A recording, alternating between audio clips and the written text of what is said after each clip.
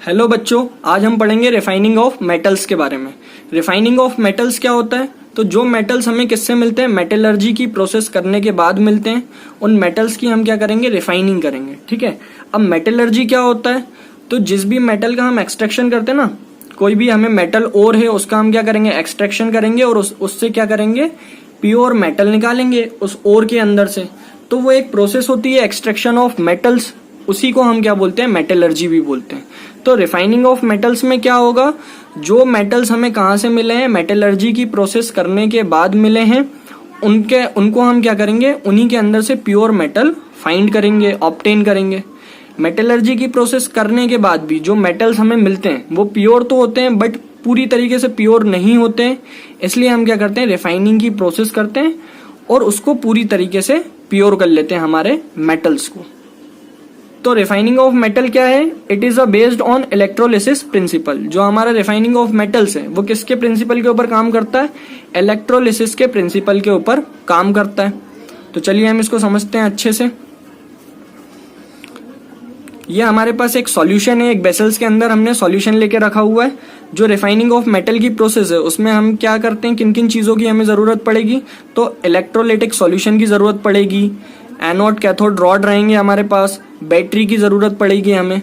तो हमने क्या करा है, एक वेसल्स के अंदर सॉल्यूशन ले लिया। ये हमारे पास सॉल्यूशन है, ये इलेक्ट्रोलाइटिक सॉल्यूशन है। कैसा सॉल्यूशन होगा? सॉल्ट सॉल्यूशन होगा। ठीक है। और हमारे पास एनोड रोड है और कैथोड रोड है। अब ये जो एनोड रोड रहेगी वो किसकी बनी हुई होगी? तो इम्प्योर मेटल की बनी हुई होगी। किसकी? Impure metal. जिस मेटल का हमें क्या करना है, रिफाइनिंग करना है, उसी मेटल की हम क्या बनाएंगे, एनोड रोड बनाएंगे। मतलब एनोड रोड में हम उस मेटल का यूज करेंगे। ठीक है। एंड कैथोड रोड क्या रहेगी हमारी? तो कैथोड रोड रहेगी आपकी प्योर मेटल की। मतलब जो कैथोड रोड है उसके ऊपर हम क्या करेंगे, जो भी हमारे को मेटल का क्या करना है, रिफाइनिंग करना है, सेम उसी मेटल का हम क्या करेंगे, प्योर मेटल यूज करेंगे। और कैथोड रॉड के ऊपर हम क्या करेंगे, थिन स्ट्रिप चढ़ा देंगे। आप ऐसा समझ सकते हो, जो कैथोड रॉड है उसके ऊपर हम क्या करेंगे, प्योर मेटल की लेयर चढ़ा देंगे। बट वो प्योर मेटल कौन सा होगा? वही मेटल होगा जिसका हमें क्या करना है, रिफाइनिंग करना है। ठीक है। जो हमारे पास पहले से अवेलेबल होगा। इतना हो गया। एनोड को पता ही है आपको क्या बोलते हैं, पॉजिटिव बोलते हैं, पॉजिटिव। एंड कैथोड को क्या बोलते हैं, नेगेटिव रॉड। इनको हमने क्या करा है, एक बैटरी के थ्रू कनेक्ट करके रखा हुआ है। अब होगा क्या इस प्रोसेस के अंदर, वो हम समझते हैं।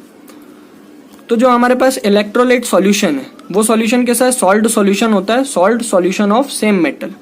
जो ये इलेक्ट्रोलाइट जो हमारा सॉल्यूशन है वो भी कैसा होना चाहिए, जिस मेटल का हमें रिफाइनिंग करना है सेम उसी मेटल का सॉल्ट सॉल्यूशन होना चाहिए। ठीक है। अब क्या होगा, ये हमारा एनोड जो रॉड है वो कैसा है, इम्प्योर मेटल है। यहाँ से जो इम्प्योर मेटल है वो टूट टूट के कहाँ पे आ जाएगा, ये सॉल्यूशन के अंदर आ जाएगा। ठीक है। मतलब यहाँ से जो इम्प्योर मेटल है वो कहाँ आ जाएगा, सॉल्यूशन के अंदर आ जाएगा। ठीक है।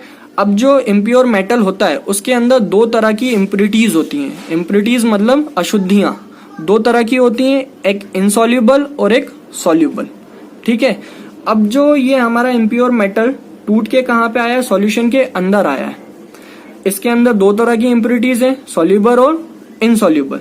तो जो सॉल्युबल होंगी वो सॉल्यूशन के अंदर क्या हो जाएंगी, मिक्स हो जाएंगी सॉल्यूशन के साथ। और जो इनसॉल्युबल होंगी वो उसके बॉटम में आके क्या हो जाएंगी, इकट्ठा हो जाएंगी। जो हमारा इलेक्ट्रोलाइटिक सॉल्यूशन है उसके बॉटम में आके क्या हो जाएंगी, इकट्ठा हो जाएंगी।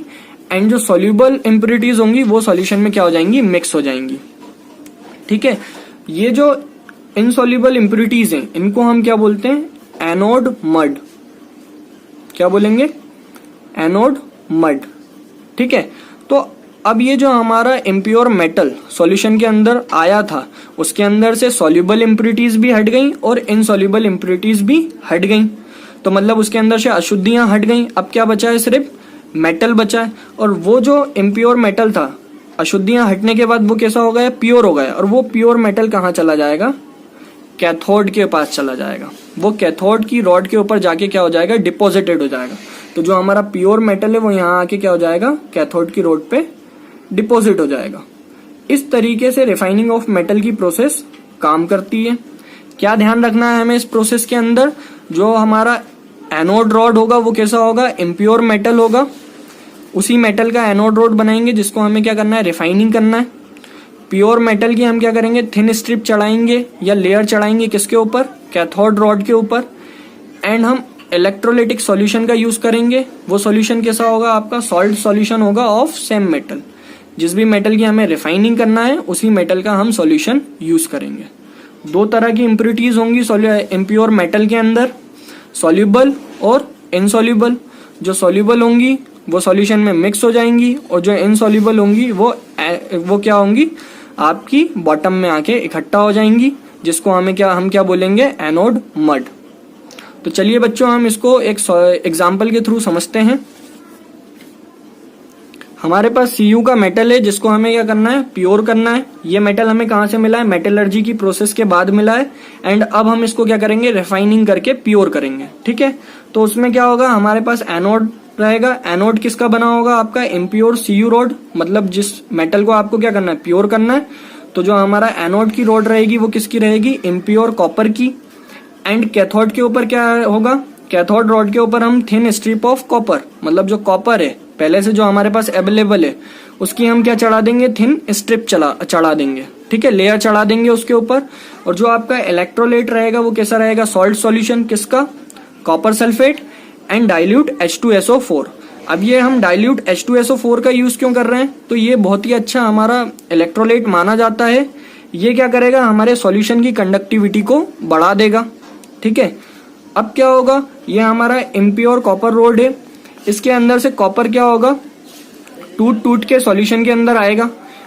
उसके बाद क्या होगा, इसके अंदर इम्प्योरिटीज होंगी दो तरह की, एक सॉल्युबल और एक इनसॉल्युबल। तो जो सॉल्युबल होंगी वो क्या होंगी, सॉल्यूशन के अंदर मिक्स हो जाएंगी। एंड जो इनसॉल्युबल होंगी वो बॉटम में आके इकट्ठा हो जाएंगी, जिसको हम क्या बोलेंगे, एनोड मड बोलेंगे। तो हुआ क्या, ये जो हमारा एनोड रॉड है इसमें से जब Cu सॉल्यूशन के अंदर आया तो Cu+2 आयन आया एंड 2 इलेक्ट्रॉन भी आए। बट ये जो 2 इलेक्ट्रॉन है, एनोड कैसा है, पॉजिटिव है, तो उसने क्या कर लिया, इसको अट्रैक्ट कर लिया। तो वो 2 इलेक्ट्रॉन कहाँ पहुंच गए, एनोड की रोड पे पहुंच गए। उसके बाद क्या हुआ, ये यहाँ से पास होके कहाँ आ गए, कैथोड की रोड पे आ गए। ठीक है, अब ये जो हमारा कॉपर सॉल्यूशन के अंदर आया था, इसने अपनी इम्प्योरिटीज को क्या कर दिया, त्याग दिया। इम्प्योरिटीज इसके अंदर से क्या हो गई, हट गई।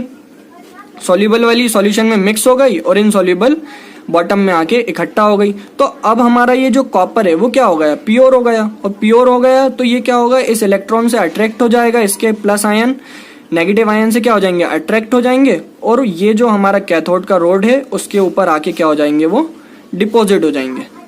इस तरीके से हमारा जो इम्प्योर मेटल होता है उसको हम क्या कर लेते हैं, प्योर कर लेते हैं। और इसी प्रोसेस को हम बोलते हैं रिफाइनिंग ऑफ मेटल।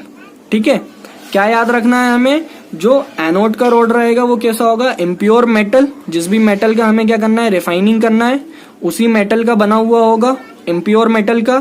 कैथोड की रोड के ऊपर क्या होगा, प्योर मेटल की हम क्या चढ़ा देंगे, थिन स्ट्रिप चढ़ा देंगे। बट किस मेटल की, जो मेटल हमें रिफाइन करना है, सेम उसी मेटल की हम क्या करेंगे, थिन स्ट्रिप लेयर उसके ऊपर चढ़ा देंगे। ठीक है, और इलेक्ट्रोलाइट होगा वो कैसा होगा, सॉल्ट सॉल्यूशन होगा। बट सॉल्ट सॉल्यूशन कैसा होगा, सेम मेटल का होगा, जिस मेटल को आपको क्या करना है, रिफाइन करना है। तो इस पूरी प्रोसेस को हम बोलते हैं रिफाइनिंग ऑफ मेटल। इस तरीके से ये काम करती है।